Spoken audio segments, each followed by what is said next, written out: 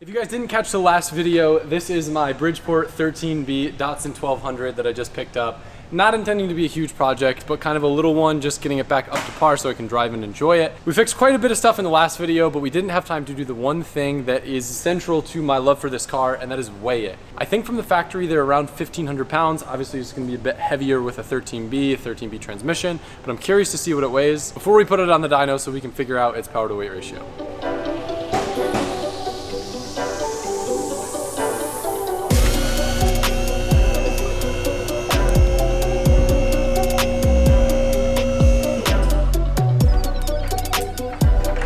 Probably pull the handbrake. Thankfully, I adjusted the handbrake. Don't come over here yet. Oh. Do we have a number? Yes. Do we have a number? 1927.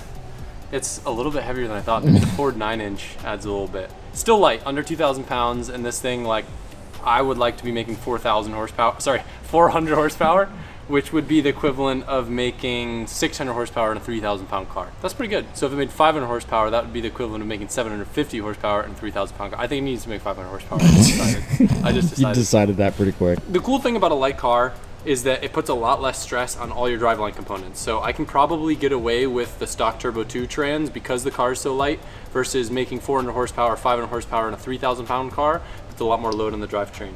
So I think it makes like 300 horsepower now. But we're gonna put it on the dyno and find out. Got a little homemade boost leak tester. Before I put this thing in the dyno, I'm just gonna make sure it doesn't have any leaks. That way I'm not wasting my time tuning a car that will need to get retuned again. I am gonna try my best to do the adjustments myself. It's got some older software on it. I think I can figure it out, but for whatever reason, I wasn't able to do a boost leak test. I don't know if maybe rotary engines don't seal like piston engines do, so all the air is just evacuating in the engine and not building pressure. But as I was pulling off some pipes to be able to just smoke test it, I realized the intercooler doesn't have a mount. It actually just free floats and rests on the oil cooler. It's kind of cool. Big fan of working on rotaries. Yep, smoke is smoking. Now we wait. What I'm really nervous about is rotaries have so many vacuum lines underneath the plenum that if one is cracked or broken or failed, we could be losing very important horsepower. I see some come from down here. This coupler is not sealing the best. You see anything over there? Nothing yet. Oh, I think we got something going on back here. Can you see? I can see the smoke, but I can't see what it is. Find number one. I'd say this is good for probably about 3 horsepower. It's a little leak. A little split cap there. Overall, we found a total of 1, 2, 3, 4 decrepit vacuum caps. Probably costing me a total of approximately 10 horsepower. I wish we did a before and after dyno, but you can take my word for it. So I was just being preventative and I was gonna replace the one most important vacuum line in the whole system, which is the line that goes to the wastegate. This car's on spring pressure at 8 pounds, which means that there's a line that comes right off the compressor housing to the wastegate. And as I was going to take this line off, I noticed that this fitting is loose. What would happen if this backed out? Basically, we would have nothing telling the wastegate when to open. This thing would boost to the moon and probably blow up. So a very good catch to realize that that fitting needs to be tightened, and I'll go ahead and replace this line. That way, it looks pretty old and withered and was probably about to crack. We can just have a little bit more peace of mind.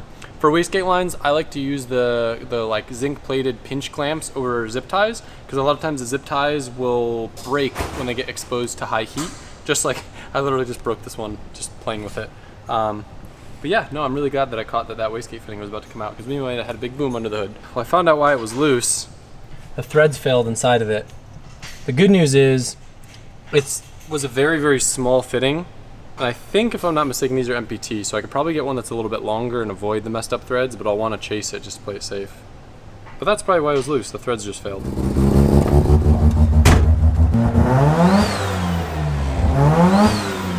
This thing is sick. You see, Mike? This is the vibe. Yeah. Actually, it goes a little bit less rich now that I fixed the boost leaks. It's zippy. Watch the tune be perfect.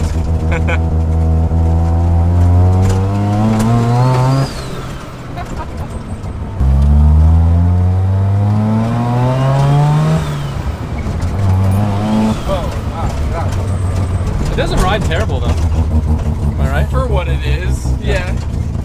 Could use some new shocks, I think.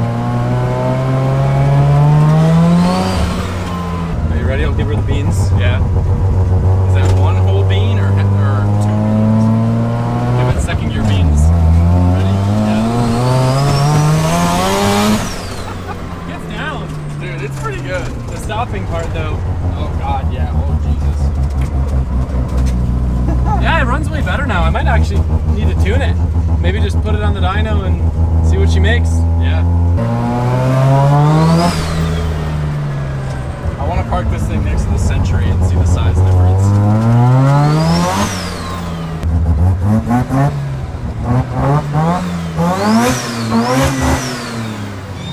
My butt dyno said 300. We're about to find out. I got her all loaded up on the dyno after having to run to the auto parts store and go get American-sized lug nuts for my 9-inch rear end. What a cool car. Definitely has an exhaust leak, which might explain why my eyes were burning driving this thing. Probably should address that. Might throw off the wideband readings a little bit, but let's see what this thing makes for power.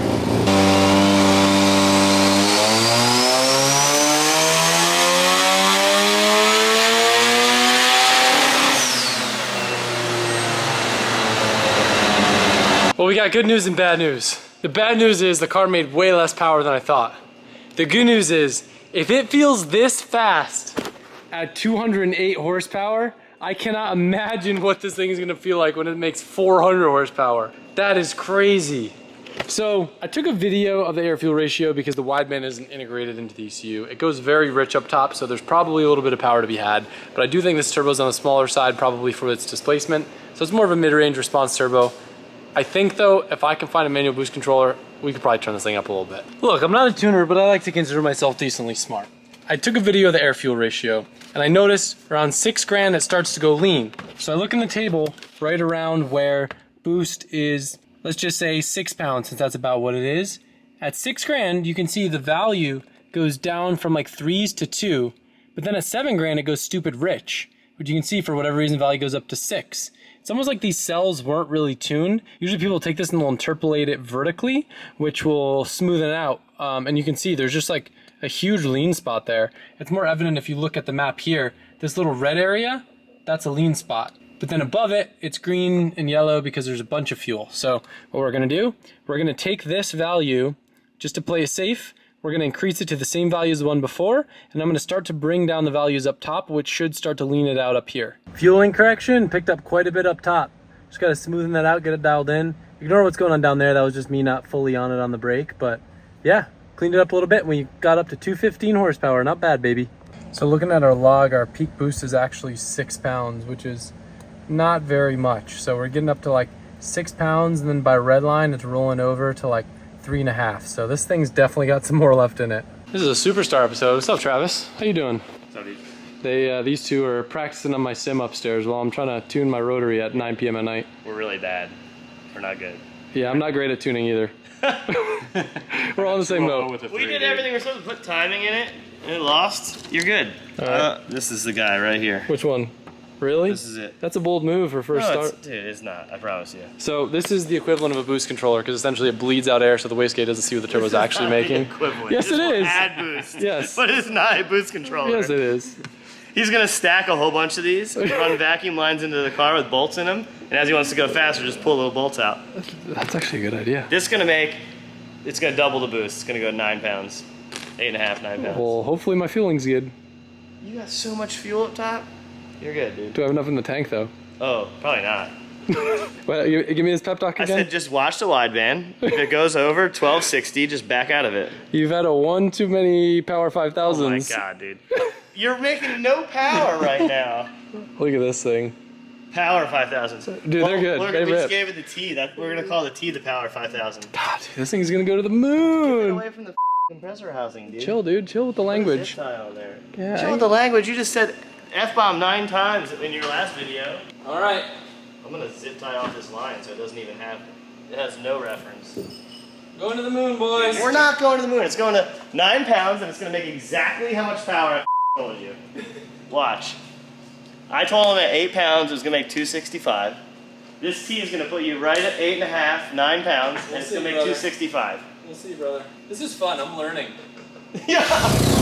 No one made it to the moon at 210 horsepower.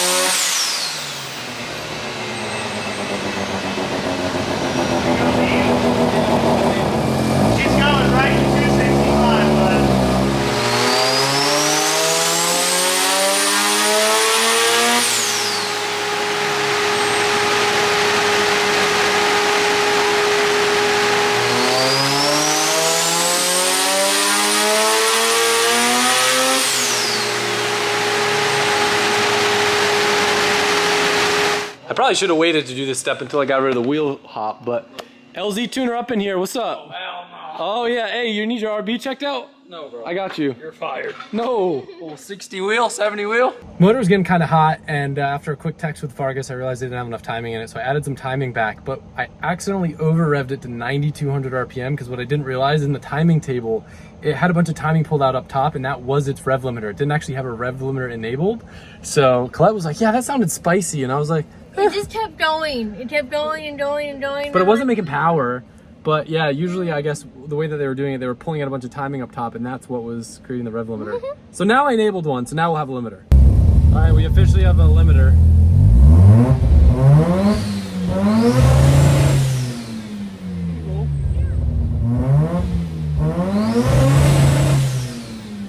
All right, Colette, our little old Datsun. Here's a look at the before and after. Red is before, Wow. blue is after. Am I dating a tuner No, definitely not. You're dating someone with way too I much think- confidence who just ate a lot of good Indian food and some Indian beer.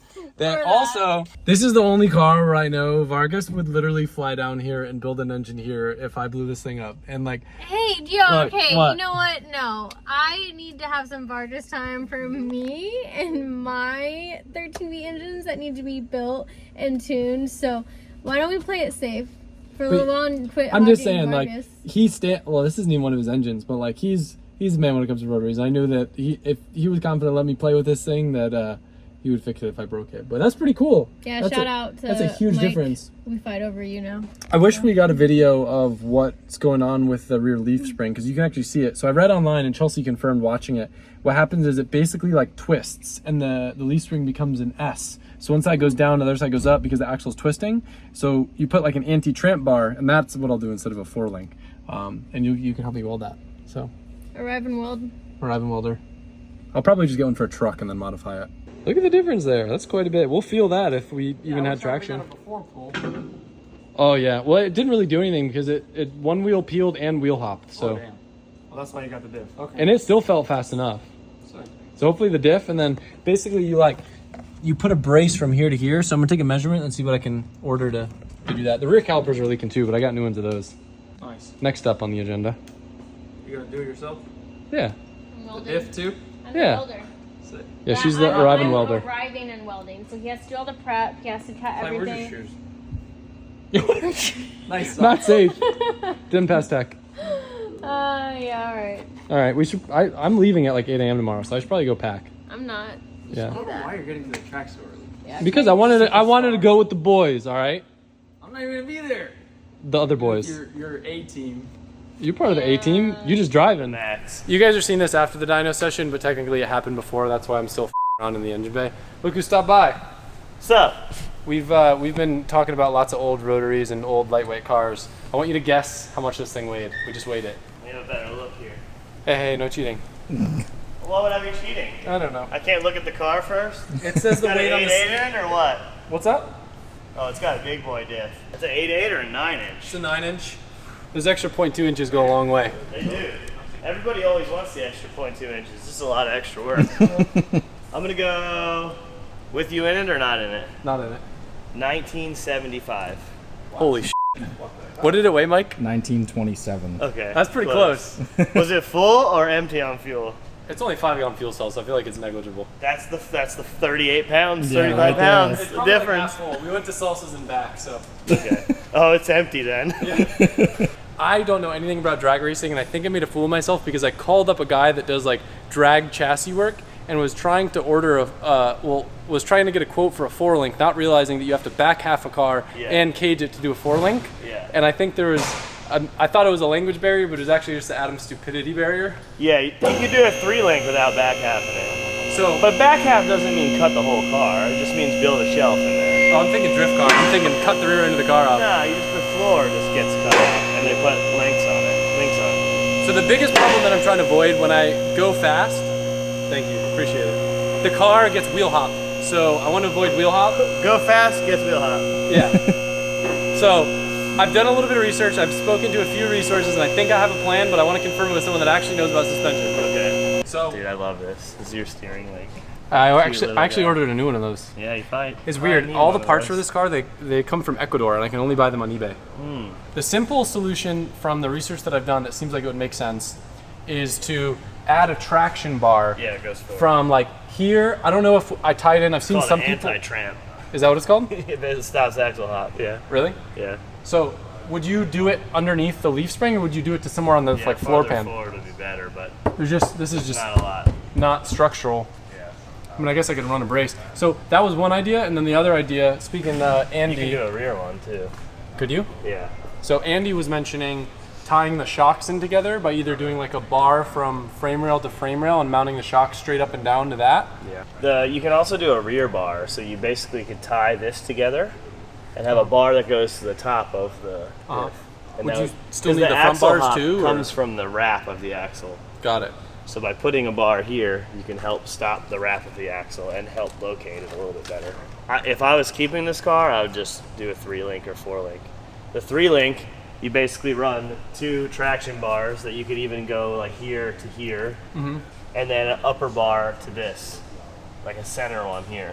This project's supposed to be a me and Colette thing, Okay. and she's an arrive and drive welder. So as long as I do all the cutting and like She'll the come in prepping, and buzz it. yeah, She gets the glue stick out and just lets it eat, dude. You I probably would don't. drop it off at your boys and have a 4-link that thing. you know what they quoted me? $6,000, $7,000. $8,500. Yeah. Then she goes straight down the track and she hauls ass. I'm not trying to go down the track. I literally just want to like cruise and go get ice cream, but not have wheel hop when I want to race someone in a Mustang. Yeah, so anti-wrap bars, which Okay. would be those. And maybe 4-link comes down the road when I want to drag race it, Yeah. but like right now it's like I don't even know what kind of power it makes. Leaf springs. Well, actually, you guys do because you saw the video. They've already seen. Oh, you don't know how much power it I makes? was about to put it on the dyno, but then you showed up and I was like, it's better. How to much just leave it boost is it on? on. 8 pounds. What's the port? Bridge. And that's like a 60 mil turbo? I don't know. What's your guess? 300. Yeah. It's running a little rich right now, and it's basically on like old school Haltech. Like it's not even VE based. Perfect. But I'm gonna try to figure out how to tune it myself. With that ECU. Yeah.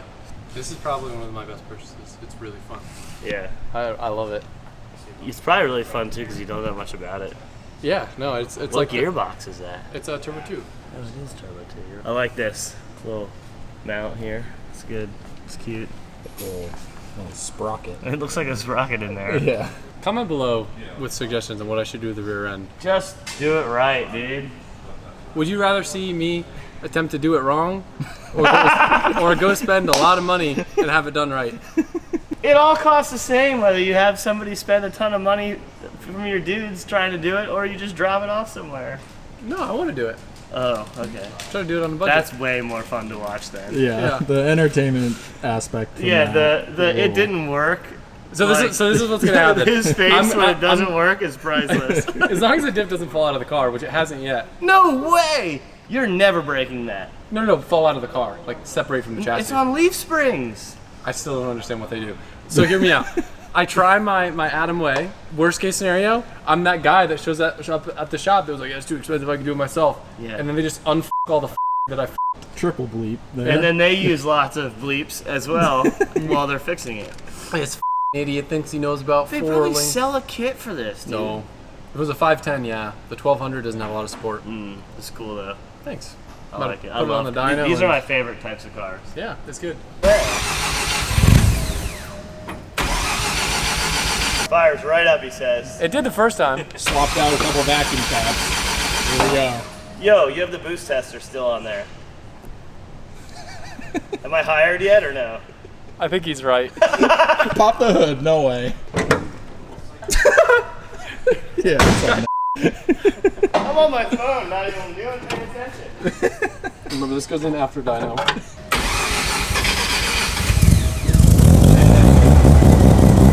Hurry up, get out of here.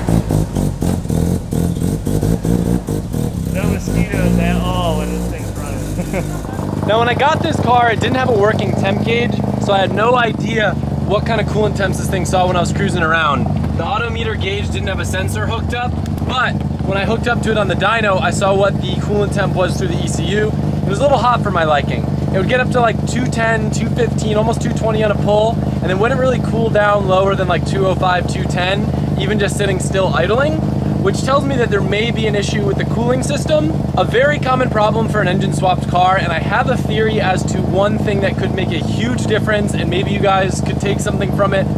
Because I know a lot of you have swapped cars. You might have some cooling issues, whether it's on track or on the street. So we're gonna dive into the cooling system, see if we can figure out what's actually going on. Typically I'd have a temp gun to illustrate this to you, but my theory was because we have the inlet and outlet on the same side, this radiator doesn't appear from the outside that there's a plate in between, which would mean that there's nothing to direct the coolant over, across the radiator, and back down. If the inlet and outlet are on opposite sides, like an SR radiator, never an issue. If you have a KA radiator in your swapped car and it's a cheap radiator, chances are it doesn't have that plate, which means it's not a true dual pass, which means you could have a lot of your cool water sitting on one side of the radiator, hot water on the other. However, just by a quick hand feel, this side of the radiator does appear to be as hot as this side, and it is warm. So I guess instead of adding a plate to the radiator like was my initial plan, I'm gonna look into seeing what other types of fans I have that maybe push a little bit more air. I think I could fit a tiny bit bigger one, but I'll be honest, our clearance is not the best here. So gonna inspect and see what we got, and hopefully I can find something that pushes some more. The fan that's on the car looks like it's a decent size. However, it is needing to not only pull through the radiator, but stacked in front of it on this setup. We have the intercooler blocking the top half, and we have the oil cooler blocking the lower half. Not ideal by any means, and with this thick of a radiator, you need some serious fan to pull through it. This looks like a decent size, but it doesn't really feel like it's pulling that much. Hooked a power probe up to it just by poking the lead while the car is running, and I did see 13.5 volts, which verifies that it's getting the proper voltage. Sometimes if you wire through the factory harness, you'll get a voltage drop, and if it's only receiving 11 volts, that's a huge difference versus it receiving 13 volts and how much CFM the fan is pulling out. This is a Mishimoto race fan. This is kind of my go-to for swapped cars. They may not look that much different, but the motor on them is huge and they pull a ton of air. The biggest indicator of how much air a fan's gonna pull in the work that I can do is not the CFM. I've found the CFM readings to be kind of bogus when it comes to figuring out if a fan's gonna work for a swap, and I look for the amp draw. If it draws a lot of amps, it probably has a big motor and it can do a lot of work. Because sometimes the CFM rating, I feel like sure, maybe the fan flows a bunch of air when it doesn't have any load, but the second you put it on a big radiator, it doesn't do anything. For these, pull a lot of amps. I think like sometimes you need one relay per fan. It's kind of ridiculous, but a fan that pulls 20 plus amps compared to one that pulls like less than 10, pretty big difference.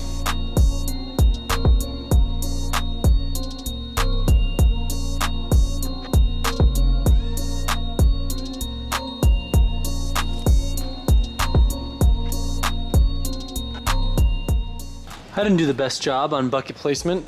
Interestingly enough, there's only one bolt holding in the radiator placement, so that might be something I want to address after I pull it out. It's this little bolt right here.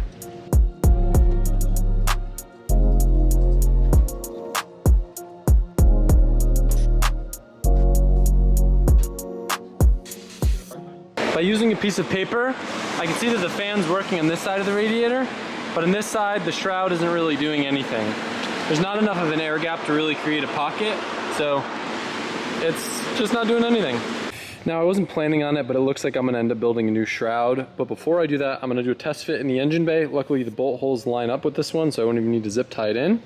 Make sure everything lines up how I want it to, and then I can get an idea of how much height I have to work with so I can build the shroud out thicker to give an air pocket for the fan to pull more than just the circle and hopefully the whole surface area of the radiator. Now that the radiator's out, you can also see what I was talking about by how much stuff is going on in front of it. We've got an intercooler up top, an oil cooler down low, and I just noticed too there's a triangle here of chassis, or I should say square of chassis, that's blocking airflow for the radiator. So maybe I'll cut this out. And I don't like how this intercooler is just basically like free floating. So I may just drop a bolt down through each one of these holes. Typically, I hate drilling through cars, but at this point, this thing's been molested and messed with so much so that I'm not really stressing it too much. I think I'd feel better having it mounted and having it dangling there, even if it means I need to drill 2 holes in the chassis. Based on my clearance here, I got my marking for where the fan needs to bolt right around here. So now I can build a shroud and try to make this thing a little bit better.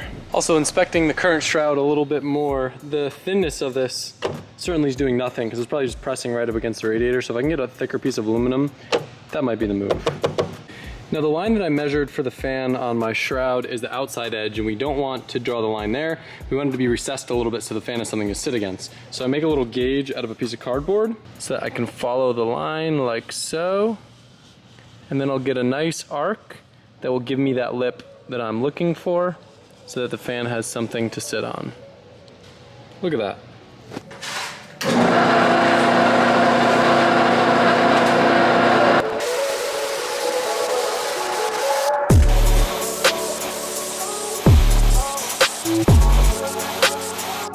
base of my shroud complete. Now I get to, what do you call it? Cut out the hole for the fan.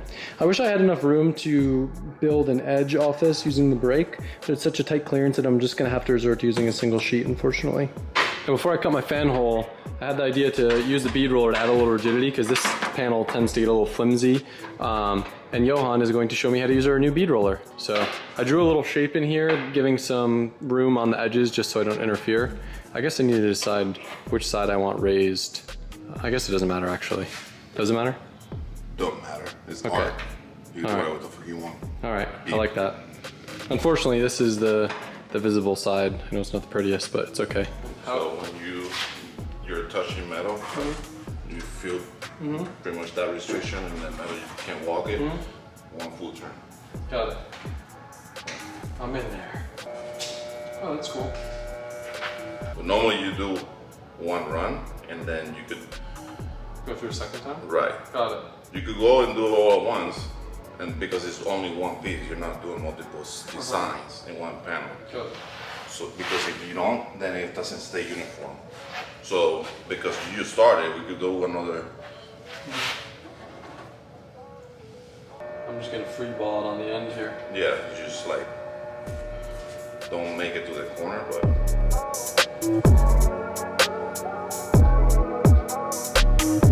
A little shy. I'm gonna need to start ripping. Ooh, Okay, I'm stop. gonna run into an issue here. Because the piece. Oh, I didn't see there's a hole under there. I thought the material was gonna hit.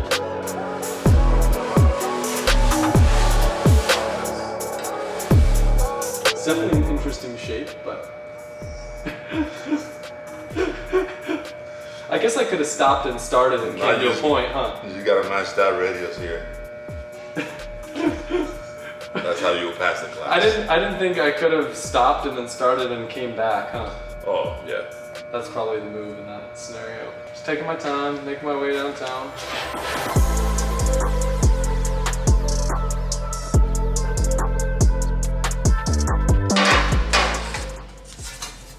Yeah, it doesn't look that bad on this side. And then do you just like straighten the metal out?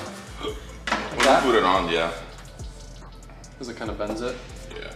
For freehand with the air saw, I'm pretty happy with it. Definitely could have got a little bit cleaner in certain areas, but you're not gonna see it because it's underneath the fan. And from where we came from, big difference. Super rigid where I did the bead roll, so happy about that. And I'll go mock up the fan, see how she's gonna look. Now it looks nice, but the important thing is it going to press in where we did the bead roll? So I'll take the fan off and we'll look. With that bead roll, it presses in, but compared to what was there before, it's a night and day difference. And if all of you guys think this is gonna be like every other build, this is your proof that it's different. Me drilling into the radiator support, and mind you too, I didn't even, well, I was just supposed to be doing the cooling system, and then I realized stuff wasn't mounted. The intercooler is not centered. But to redo that, I have to redo all the intercooler piping. I am drilling non-symmetrical holes into the radiator support right now. That should tell you that this build is different and not gonna be like all the other builds. This is the build. What do you mean? Oh, this is the build. Well, no, like I don't want people to think I'm gonna get it. We're gonna do a full restoration. This is proof. I wouldn't be drilling into the radiator support if I didn't think that. I'm about to take a grinder to the frame. Check that next. Ready?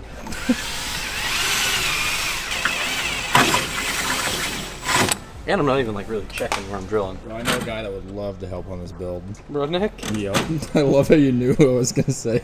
You know, it was kind of okay before because it was one of those things where like what you don't know doesn't hurt you with the cooling system. But at least now I'll hopefully have a little bit more peace of mind that it's not overheating the whole time I'm driving it. It's gotta be hot. Like. Ready for step number 2 of how we know this isn't a normal Atom build?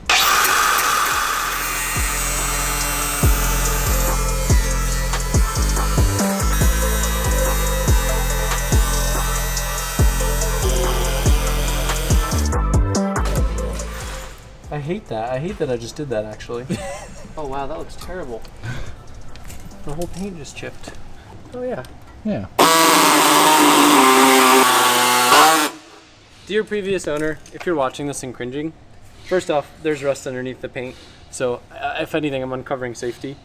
Secondly, I want to make sure it doesn't overheat, because if it overheats, then the car becomes worthless and it gets pushed into a corner and never gets driven again, and we don't want that. What? Cutter. Cutter? Grinder. Yo, and I cut my chassis. Wow. Proud of me? You got more airflow now. Yeah, I pay a lot of money for a radiator that much bigger. Come check out how good my shroud came out, actually. You can see I drilled myself earlier. Oh my god. Yeah. I'm in crackhead mode because time's a ticking. People are coming into town for Formula Drift, and I really want to get my Datsun operable so I can daily it. My tester on this, but this is the true test. This half of the radiator actually works now. Before it really didn't, but now because I have enough spacing in the shroud, it actually pulls air. Nice. And it looks half decent too, I think. Oh, it looks sick. Very, very stoked. Intercooler's mounted now. Thankfully the oil cooler's mounted. So wanted to just make the car cool better and wound up doing 8 million other things as cars normally are, but at least I have peace of mind about that. Now I put the radiator back in and wire up some thicker gauge wire because what's in there right now is definitely not going to be enough for the amp draw that we'll have. Now I didn't test fit it with everything attached, so I'm going to get this side in first. Ha! Nice. I don't think you're hitting anything. Yeah, I'm rubbing on this guy. Oh, it's ever so slight. It's like one of those things where like actually like it's not touching, but it may touch, but it's also plastic, but this is also metal, so. Is it? Yeah. Put your hand in front of the intercooler. Is it like? Yeah. The good news is that we're using all the surface area of it now. That's good. All right, so the real moment of truth is what does this thing idle at now? Before we were idling at like 200, 210, which is not good. Now we are idling at 175. We dropped coolant temp almost 30 degrees. Hell yeah, brother. And thanks to Johan welding in the fitting, we now have an analog gauge too. It's a little bit off compared to the electric sensor. This looks like it's reading more like 175, or that's, oh, I mean, I guess it's accurate now. It's about the same. That's awesome. But now I have a gauge 3 there. That was a huge difference. Yeah. I want to show you my shroud. I'm pretty proud of it. Got a lot done in this video, namely the most important things. Got the car retuned, made some serious power, got the cooling system addressed, and dropped down from a 210 idle temperature all the way down to like 175. Added more power, but I know that I didn't fix the wheel hop issue. I've read a lot of you guys' comments, I've seen a lot of great suggestions, and it seems like what's causing it is the leaf spring actually like turns into an S, because when it drives the wheels forward, this whole axle rocks backwards, so we're actually getting this twisting motion going on. But before fixing the problem, what I did is I put a GoPro right here, and we're gonna actually watch what's happening when I go drive it for the first time, make more power, and hopefully we'll get an indication of what's going on with the leaf spring. That way in the next video, when I address it, we have the starting point, and then we can see what it does after I've fixed it. And one other very exciting thing that I just found out, we actually have a certain plate in the rear. I don't remember what it's called, but I sent a photo to Vargas. And apparently we don't need to stud this engine, and according to him, we could probably turn this thing up to like 500, 600 horsepower on ethanol. I don't know if we'll ever do that, or if the clutch, or I guess the diff we know will hold it, but it's pretty cool to know that the motor's capable of that. We don't even need to pull it out and stud it like we thought. Now I do want to add a disclaimer. If you notice it a little bit more smoky than it was before, I have started adding premix to it. Instead of relying on the factory oil pump, I just figured it'd be better peace of mind, since I'll eventually end up deleting it, as everyone has suggested me to do. I'm really curious to see what's going on with the axle. I know like I've read about it online, but to see it in first person will be kind of cool.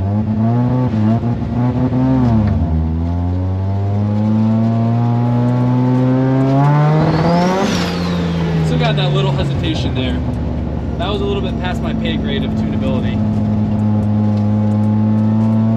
Ooh, I can smell the premix.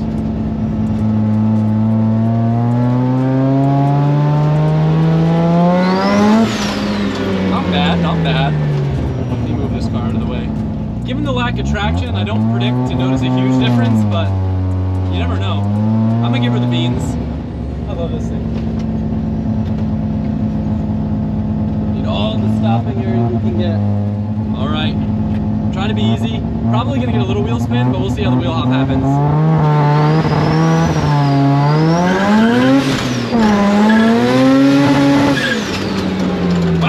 Way smoother.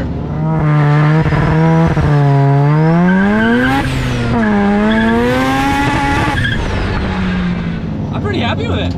It doesn't wheel hop a lot of the compound, but it could just be the the type of traction scenario that we have going on here. Wow, it's pretty planted. I mean, we definitely had one wheel peel going on, but not bad. All right, pull number 2. All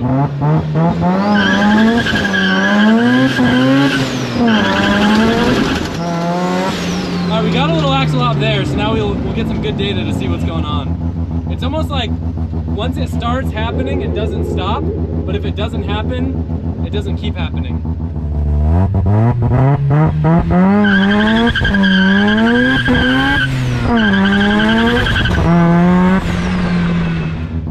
We're at 210 now, so it gets a little warm. Not terrible, but... Alright, we'll do another one. Just for good measure, you know? Just for data.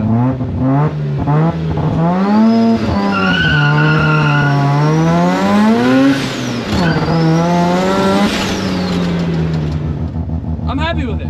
Next up, we'll sort through the traction issues, but I'm happy. Tune feels good, rips, air feels good, car's staying cool, great success.